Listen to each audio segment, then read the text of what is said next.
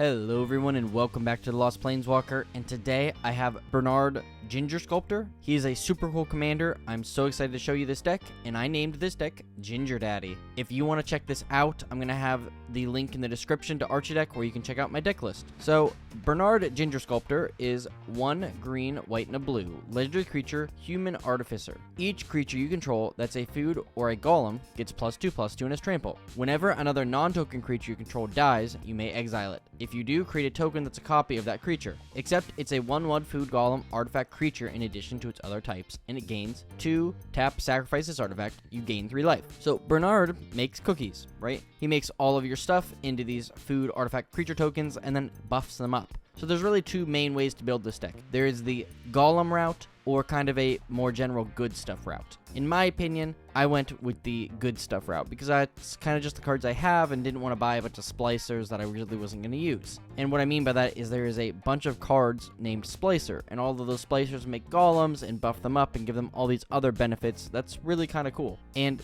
Brenard kind of becomes the home for all of those splicer golem creation cards, and it's really, really fun if that's what you want to do. It can be really, really powerful, but in my opinion, I just wanted to kind of have fun making a bunch of tokens, using some different mechanics you don't normally get to use all the time, so that's the way I ran this deck. Starting off at the land base, as simple as it gets: 12 forests, 12 islands, 12 plains. If you want to go into more detail about this, please do. I just don't want to waste your time going through lands for this deck, because I think some of the other cards deserve a lot more attention. So I'm going to jump right into the ETB triggers, and there's a lot of them. Brenard is really focused on enter the battlefield effects, because when you cast a creature, you're going to get that effect. When it dies and you exile it with Brenard, it's going to come into the battlefield again. So we really care about those ETBs. We want to get as many as we can, double them up if it's possible, and do so. So starting off, we have Adrix and Nev Twin Caster, Anointed Procession, and Aura Shards. Adrix and Nev says if 1 or more tokens would be created under your control, twice that many are created instead. So it's a Simic token doubler. Similarly, Anointed Procession is also a token doubler. If an effect would create 1 or more tokens under your control, it creates twice that many instead. There's going to be a lot more token doublers in this deck, and I know all of these are pretty expensive. So if you're not a fan of them, you can take them out. There's a lot of other token doubling effects that are much cheaper, or just creating more tokens in general that aren't going to run you $50 a card. And Aura Shards has whenever a creature comes into play under your control, you may destroy a target artifact or enchantment. We're going to double that up, because when we play the creature and when it dies, when it comes back, basically keeping our opponent's boards free of artifacts or enchantments. Notably, this is a May effect, meaning that you can play Aura Shards, and if somebody plays something really bad, then you can destroy it, but you don't have to be a huge, jerk about it and just destroy all of the artifacts and enchantments and kind of bum everybody out, because if you're playing against a deck where, their strategy revolves around maybe artifacts or enchantments, that could really suck, and I would certainly want to play against somebody who does that. Next, we have Best Soul Nourisher, Doubling Season, and Elemental Bond. Best Soul Nourisher is a cool legendary card from the New Capenna Commander decks that says whenever 1 or more creatures with base power and toughness 1 enter the battlefield under control, put a +1/+1 counter on Bess. Whenever Bess attacks, each other creature you control with base power and toughness 1/1 gets +X/+X until end of turn, where X is the number of +1/+1 counters on Bess. Wow. I love this card, especially for this deck. It almost is like these 2 cards were created for each other. If you could throw in blue there, I would call this the co-commander for this deck for how well it works. But essentially, when our food golem tokens that Brenard makes enter the battlefield, even though he's buffing them to 3/3, they are still base power 1/1, meaning that every time one of those come in, or if we make a token that's a copy of one of those or whatever, we're going to buff her up. And because Brenard gives trample, you can create a giant board of really, really powerful creatures very easily. So this is kind of really cool. You might want to try to put some protection around this card, because it is definitely a card people are going to want to remove. Doubling Season is next, and this enchantment is the best token doubler for a couple of reasons. If an effect would create 1 or more tokens under control, it creates twice that many of those tokens instead. And if an effect would put 1 or more counters on a permanent you control, it puts twice that many counters on that permanent instead. So basically, it's going to double our tokens and double any counters we place on them, which there's a couple cards that do that, but it's not really a huge strategy in this deck. But this is just such a good card in case you want to go that route. And next we have Elemental Bond. Whenever a creature with power 3 or greater enters battlefield under your control, you will draw a card. Brenard has these little guys come in at 3/3s, so you're going to draw a card off of each creature that you exile and return with Bernard. Seems really, really good to me. Next is Elish Norn, Mother of Machines, Filigree Angel, and Gilded Goose. Elish Norn, Mother of Machines is a nasty card, but is really, really great in this deck. If a permanent entering the battlefield caused a trigger ability, or a permanent you control to trigger, that ability triggers an additional time. And permanents entering the battlefield don't cause abilities of permanents your opponents control to trigger. So you get a whole bunch of benefit and your opponents don't get any. Super great. This is also one of those cards that if you don't want to be mean, you can cut it, but it's still fun to have. Filigree Angel, on the other hand, is kind of unique. It does cost 8 mana to cast, but whenever it comes into play, you gain 3 life for each artifact you control. That's pretty great. You know, you can have this enter. If you have 10 artifacts on the board, you're going to gain 30 life. But this gets even better when you can make a token copy of it. It'll enter, you gain all that life, and through Populate and all these other token doubling effects, you can gain a ton of life. So I really love this card in this deck. It's kind of expensive, but its ability is really powerful, so I think the cost is definitely worth it in this case. And Gilded Goose, one of my favorites. It's going to make you a food token, and you can sack a food to gain mana. And in addition to that, you can use your own food tokens of creatures, and maybe you don't want to do that, but if you need mana in a pinch, this could be a great way to do it. Gruff Triplets, Mondrak, Glory Dominus, and Muldrifter are next. Gruff Triplets is a awesome new card from the Wilds of Eldraine, and says trample when it enters the battlefield. If it isn't a token, create 2 tokens that are copies of it. When Gruff Triplets die, put a number of +1/+1 counters equal to its power on each creature you control named Gruff Triplets. Like I mentioned earlier, we're going to get into some Populate. That's going to be the main mechanic in the second section of this deck build, and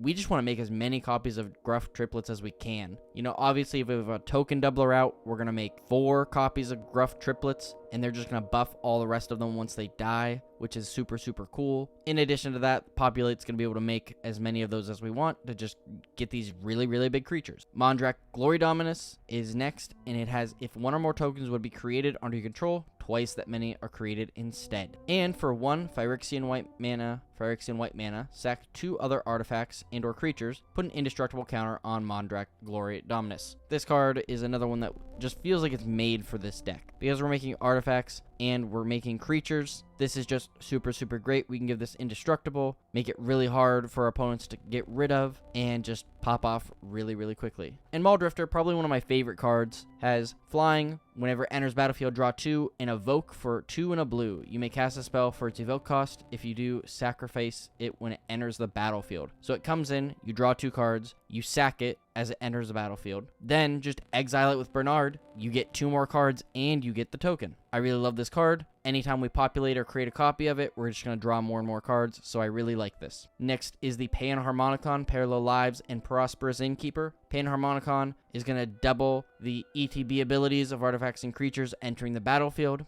Just another Elish Norn that we can use. Parallel Lives is another token doubler, and Prosperous Innkeeper is going to make us treasure when it enters, and then give us some slight life gain when all of our creatures enter and when all of the tokens enter after that. It's kind of one of my favorite little guys. I started playing the first D&D set, so this card has always been pretty close to my heart. Next up, we have Tempered Steel, the Goose Mother in tribute to the World Tree. Tempered Steel is a simple enchantment that says artifact creatures you control get +2/+2. With him and Bernard, all of our little guys are 5/5s with trample. I really like that. The Goose Mother, X green and a blue, legendary creature bird Hydra. Flying, the Goose Mother enters the battlefield with X +1/+1 counters on it. When the Goose Mother enters the battlefield, create half X food tokens rounded up. Whenever the Goose Mother attacks, it may sack a food. If you do, draw a card. We're going to be able to make lots and lots of food tokens with this, continually draw cards, and have a really big creature on the battlefield. Tribute to the World Tree is a cool new enchantment from March of the Machine. For green, green, green, we get an enchantment. This is whenever a creature enters the battlefield under your control, draw a card if its power is 3 or greater. Otherwise, put 2 +1/+1 counters on it. The same thing is going to happen that happened with Elemental Bond. Because Bernard pumps these up, we're going to draw a card when they enter. But the additional benefit here is that if Bernard somehow gets removed in the process or whatever, and those creatures that are entering now are not as big, they are still going to get buffed from this. So even if our small things entering, or Bernard or whatever, it's going to get buffed, and it's really great. And our last card in our first category is Virtue of Knowledge, and this is a new awesome card from the Wilds of Eldraine. It's an enchantment that says if a permanent entering the battlefield causes a triggered ability of a permanent you control to trigger, that ability triggers an additional time. In addition to that, it has an instant adventure side named Vantress Visions. Copy target activated or triggered ability you control. You may choose a new target for the copy. Perfect. Everything that this card does is exactly what Brenard needs. So I really, really love that. And before we start talking about some of those really cool Populate cards and value cards from creating all of these tokens, I just want to say if you aren't subscribed to my channel, please do so. I do Commander deck techs of all different kinds of things, and I'm going to start doing Commander deck techs of the new Lost Caverns of Ixalan set. This is a very exciting new set. We're already getting some really cool spoilers, and I'm already coming up with some really cool ideas that I want to include. So if you want to see more videos like this, especially about new cards and sets that are coming out, please stay tuned. Now, this next section, I'm going to kind of wrap up as a Populate / token creating set of cards. You know, we're really focused on getting all of the really good value cards. Some of those are going to be in here. Some of those are, you know, cards I already talked about that we just want as many copies of as possible. And from there, we're just going to, you know, basically abuse that and just create an unstoppable board. So starting off, we have Artificer class, Even Wind Guide, and Battle for Brenard. Artificer class was a pretty cool card that I really didn't think about at first, but as I was searching and thinking about, well, we're going to make tokens, but we're making artifact tokens, I thought this was real neat. For 1 and a blue, the first artifact spell you cast each turn costs 1 less to cast. That's kind of okay. We don't have as many artifacts in this deck, but it could come in handy. For level 2, for another 1 and a blue, when this class becomes level 2, reveal cards from the top of your library until you reveal an artifact card. Put that card into your hand and the rest on the bottom of your library in a random order. From the artifacts we have in this deck, they're all pretty good, and I really want to get them all, so I'm happy about that. And for 5 and a blue, at the beginning of your end step, create a token that's a copy of a target artifact you control. This is just going to give us a free creature every turn, if not an artifact. Maybe we want multiple Panharmonicons, maybe we want multiple Soul Rings, or maybe one of our creatures that we just made a token copy of. This is a really, really cool card to do so. Even Wind Guide is also a great card because as flying, vigilance, and creature tokens you control have flying and vigilance. So all of our creatures that are 3/3s now have flying and vigilance, and if we can buff them up even more, they're gonna be even harder to block and kill. In addition to that, you can either choose to exile this with Brenard, or you can embalm it to make a bigger copy of this that has the same abilities. So whatever you end up doing is gonna be good, but you can basically get a free one of these from Brenard in case it's targeted and removed. In Battle for Brenard is a really fun enchantment for 1 a green and a white. At the first saga, create a 1/1 white human warrior creature token. At the second, create a 1/1 green elf warrior creature token. In number 3, choose any number of artifact tokens and or creature tokens you control with different names. For each of them, create a token that's a copy of it. If we're somewhere along in the game and we have a bunch of these, we're not going to be able to copy all of the extra tokens that we populated, but if we just have, you know, 5 creatures on the board, this is a free 5 creatures from Bernard's ability, which is awesome. Next is Bronze Guardian, Curiosity Crafter, and Druid's Deliverance. Bronze Guardian says, double strike, ward 2, and other artifacts you control have ward 2. And then Bronze Guardian's power is equal to the number of artifacts you control. This is perfect for Brenard. We're going to protect those value pieces that we have token copies of, and we're going to power this up in the process. Curiosity Crafter is a cool bird wizard with flying, saying you have no maximum hand size, and whenever a creature token you control deals combat damage to a player, draw a card. Because Brenard has Tramp, we're going to be able to deal more combat damage than we normally would, so I really love this card. And Druid's Deliverance is an instant that says prevent all combat damage that would be dealt to you this turn, and then Populate. So this is the first Populate card we see, and Populate is kind of one of the core mechanics as we go through the rest of this that says create a token that's a copy of a creature token you control. There are not that many Populate tokens. You know, I'm hoping maybe in the future they bring back Populate, maybe in a commander deck, give us some really good cards to go along with it, but it finds perfect home here, especially this fog that then creates us another one of our best tokens. Full Flowering, Giant Adaphage, and Growing Ranks are next. Full Flowering is another really cool Populate card that says XX green sorcery, populate X times. If we have a really cool token, we want more of them, we can just pay for them. Giant Adaphage, 5 green creature insect with trample. Whenever Giant Adaphage deals combat damage to a player, create a token that's a copy of Giant Adaphage. This is sort of a second win con in this deck, because if we can deal damage to make a copy of him, all of the proliferate triggers we have and all the different things we're going to do is just going to get us more and more Giant Adaphages. And 7/7s with trample are pretty bad, especially that some of our other cards buff up tokens, make them harder to block, so I really love that. And growing ranks, 2 green-white hybrid mana enchantment at the beginning of your upkeep, Populate. Just every turn, if we have a really cool creature, just make another one of it.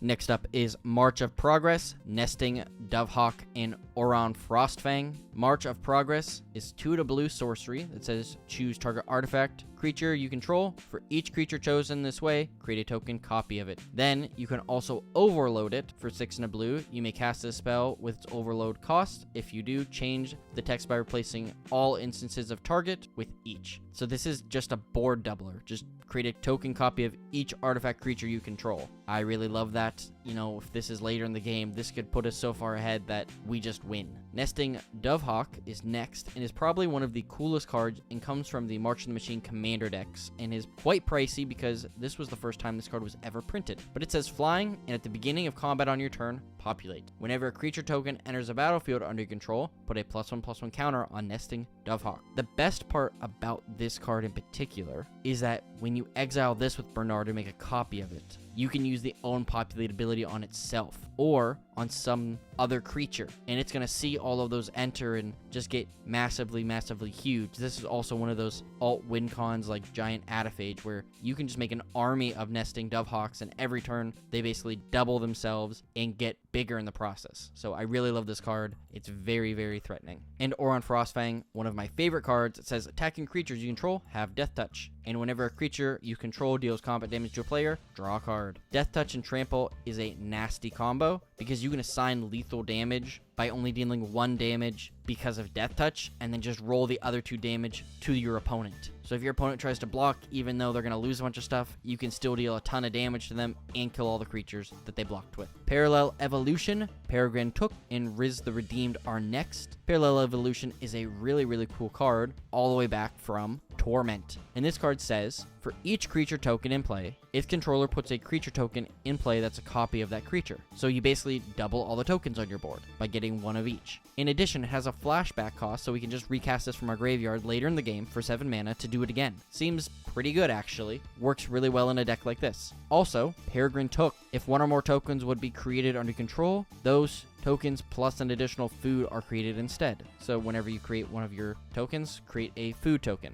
Then you can sack 3 foods to draw a card. Whether you're using this to gain life, draw cards, or just sack some of your creatures in a pinch to get some more card draw, Peregrine Took is really cool. And Riz the Redeemed, probably one of the also all-stars in this deck. For a hybrid green and white legendary creature elf warrior, 2 hybrid green-white, tap, put a 1/1 green-white elf warrior creature token into play. I mean, that's okay. That's not really what we're focused on here. We have a lot of other better things to do than make a 1/1. But for 4 green-white hybrid, tap, for each creature token you control, put a token into play that's a copy of that creature. I've already listed off 2 spells that cost more than that to do. So if we can just do this every turn, double our board over and over, we're unstoppable. Riz the Redeemed is such a cool creature. I really love it. Next up is Rootborn Defense, Scion of Vitu-Ghazi, and Second Harvest. Rootborn Defense is an instant that says Populate, and creatures you control gain indestructible until end of turn. Whether that's to protect you from a board wipe, or just you're swinging in and you don't want any of your stuff to die, this is a really cool spell that can be used at instant speed to make you a creature and save your creatures. Scion of Vitu-Ghazi is one of my favorite cards in this deck, not because it particularly works well, but I just love kind of this Ravnica theme is where we see this Populate start, and, you know, Vitu-Ghazi is sort of the Selesnya, you know, whole thing. You know, it's their sacred thing. So when the Scion of Vitu-Ghazi enters the battlefield, if you cast it from your hand, put a 1/1 bird creature token with flying onto the battlefield, then Populate. Notably, if you were to exile this and bring it back, you're not going to get that bird or Populate. You know, it doesn't really work that well, but just getting to Populate once, getting a 4/4 and a 1/1 bird, I thought was pretty good value. And Second Harvest is just an instant that says simply, for each token you control, create a token that's a copy of that permanent. We have Selesnya Eulogist, Song of the World Soul, and Sundering Growth. Selesnya Eulogist is a centaur druid that says 2 and a green, exile target creature card from a graveyard, then proliferate. This can be a cool card to help get us more creatures, but obviously, if we're playing against somebody who has a graveyard deck, exile the best stuff from their graveyard. The fact that this doesn't tap is even better because we can get rid of a lot of major threats over and over again. Out of all of the enchantments in this deck, this one might be the most uniquely powerful, but it's Song of the World Soul, enchantment whenever you cast a spell, populate. So just from casting our regular spells that we want to be, we're going to be able to populate even if those spells are also populating. Sundering Growth is a hybrid green-white instant. Destroy target artifact or enchantment, then populate. Perfect. It's going to trigger Song of the World Soul, and we're going to be able to populate ourselves. Next up is Tempt with Reflections. Torstani, Selesnya's Voice, and Vitu-Ghazi Guildmage. Tempt with Reflections is a sorcery with Tempting Offer. Choose target creature you control. Put a token onto the battlefield that's a copy of that creature. Each opponent may put a token onto the battlefield that's a copy of that creature. For each opponent who does, put a token onto the battlefield that's a copy of that creature. I know this kind of went around in a circle, but it basically says you create a creature, then each opponent can choose to make one, and then you get one for each ones your opponent decided to make. So whether that's one of your best things you got with Bernard, or maybe it's just something little, you can basically get multiple copies and have your opponents gain some copies too. Tostani Selesnya's Voice is a green-white legendary creature Dryad, and whenever another creature enters the battlefield under your control, you gain life equal to that creature's toughness. And for 1 green-white, tap it to populate. I love this card. It does everything we want. We can gain life. This can be kind of a engine. If we can make a token copy of this, populate, make more and more of these, then when our 3/3 enters, if we have 5 of these on the board, we gain 15 life. That's pretty insane. This is kind of a really cool way, and why I'm really like this deck overall is there's so many different ways to build this deck and kind of different creatures you can kind of grasp onto and kind of focus in on, and I love that. And Vitu-Ghazi Guildmage is a Selesnya green and a white with 4 green-white to put a 3/3 green centaur creature token onto the battlefield.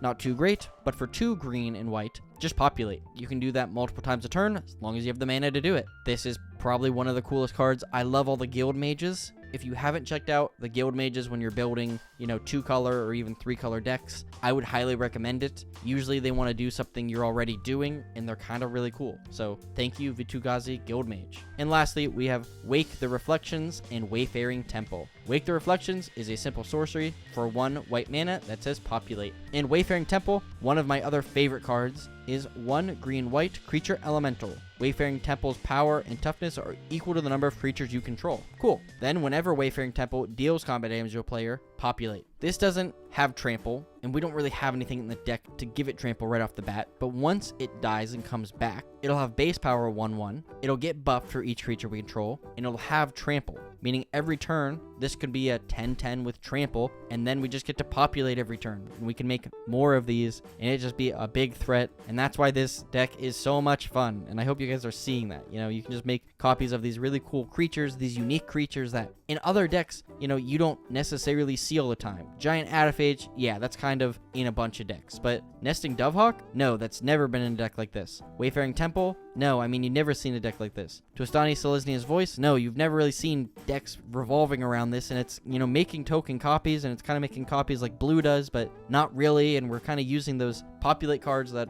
are really, really cool in the right context, and this is it. So, sorry for a rant there, but the last category here is good stuff, and this is just other good cards, creatures, artifacts, enchantments, stuff that didn't really fit the main theme, but are good to kind of help round out the rest of this deck. So starting off, we have Arcane Signet, Beast Within, and Birthing Pod. Arcane Signet is going to help us fix our mana. This is a 3-color deck, so obviously Arcane Signet becomes much better. Beast Within, help us remove a permanent, gives our opponent a beast, and we could honestly use this on ourselves to get that 3/3 green beast and populate that token if we're really needing one, but I don't think that's really that necessary. And Birthing Pod says 1 Phyrexian green, sack a creature, search your library for a creature card with converted mana cost 1, plus the sacrifice creature's mana value, put that onto the battlefield, then shuffle. We have a few 1-mana creatures in this deck that actually would be pretty good to get, so Birthing Pod is really cool because we can take one of those food artifact tokens that we're making with Bernard and go find those 1-drops, or we can use it to sack one of our bigger creatures,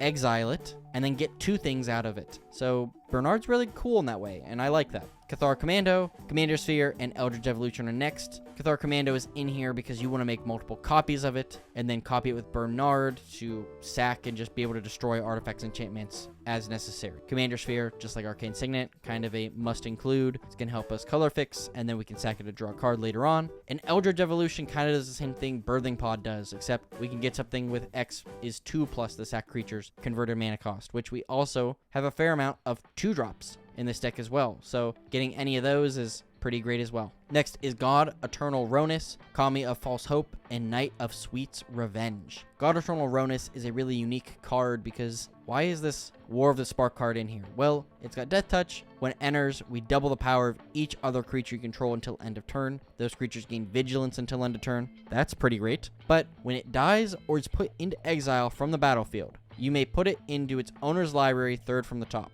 I think the way this works is correct, and if it's not, please leave it in the comments down below, but I think when it dies, you're able to exile it, and because of the exile wording on here, you just put it third from the top and you make a token of it. Doubling up the power of your creatures again, and having a little 1/1 Death Touch trample creature is not bad either, so I think it's really cool. Kami of False Hope says sack it, and prevent all combat damage that would be dealt this turn. If you could just populate 3 of these every turn, you can just basically nullify all combat damage for the rest of the game if you can continue to do that every turn. So I really love this. It's kind of a little cool card that I don't think a lot of people play, but it's one of my favorites. And Knight of Sweet's Revenge is an enchantment that says when Knight of Sweet's Revenge enters the battlefield, create a food. Foods you control have tap to add a green. And for 5 green, sack Knight of Sweet's Revenge. Creatures you control get +X/+X until end of turn, where X is the number of foods you control. Activate only as a sorcery. So this card goes from making us a food to making all of our food, and notably the food creatures we make with Bernard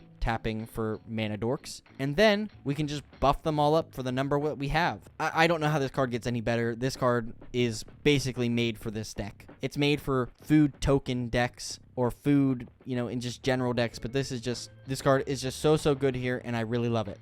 Next up is Sakura Tribe Elder, Selfless Savior, and Selfless Spirit. Sakura Tribe Elder is just a Snake Shaman that says sack it, go search for a basic land, put on the battlefield, tap, then shuffle. This is just one of those good value pieces that if we want to make 4 of them, we can just make them, sack them, and get 4 lands. Similarly, the next 2 cards, Selfless Savior and Selfless Spirit, kind of do the same thing. We can sack Selfless Savior to give another target creature we control indestructible until end of turn, and Selfless Spirit gives all creatures we control indestructible until end of turn. So we can use Selfless Savior as a more targeted and Selfless Savior as a big, board protection. Shadow Spear, Soul Ring, and Solemn Simulacrum are next. Shadow Spear is just going to give our stuff lifelink. It's probably already going to have trample, but in a pinch we can remove hexproof and indestructible from our opponent's stuff, so it's pretty good. Soul Ring, obviously, 1 mana for 2 mana, seems really great. And Solemn Simulacrum says when it enters, you can search for a basic land, then when it dies, you may draw a card. This is one of those creatures that if we can just make as many of these as possible, we don't care about them dying because we get to draw, and whenever one enters from our populating, we just get a basic. It's way better than Sakura Tribe Elder in that regard, but it is 4 mana, so we can't play it nearly as early. And our last 3 cards are Spore Frog, Swords of Plowshares, and Sir Ginger the Meal Ender. Spore Frog, just like Kami of False Hope, says sack it to prevent all combat damage that would be dealt this turn. Swords of Plowshares, one of the greatest removal spells in White's arsenal. Exile target creature, its controller gains life equal to its power. And Sir Ginger the Meal Ender, our final card from the Wilds of Eldraine, that says it has trample and hexproof and haste as long as an opponent controls a planeswalker, which might not happen all the time, but could be good. Whenever another artifact you control is put into a graveyard from the battlefield, put a +1/+1 counter on Sir Ginger and scry 1. That is all the food tokens we're going to be making in this deck, and all of the creatures from Bernard, so we can make Ginger possibly really big. In addition, Sir Ginger is a food, so she does get buffed from Bernard's ability, so she already has trample even if there's not a planeswalker on the battlefield. And we can pay 2 to sack Sir Ginger and you gain life equal to its power. This is another great way to stay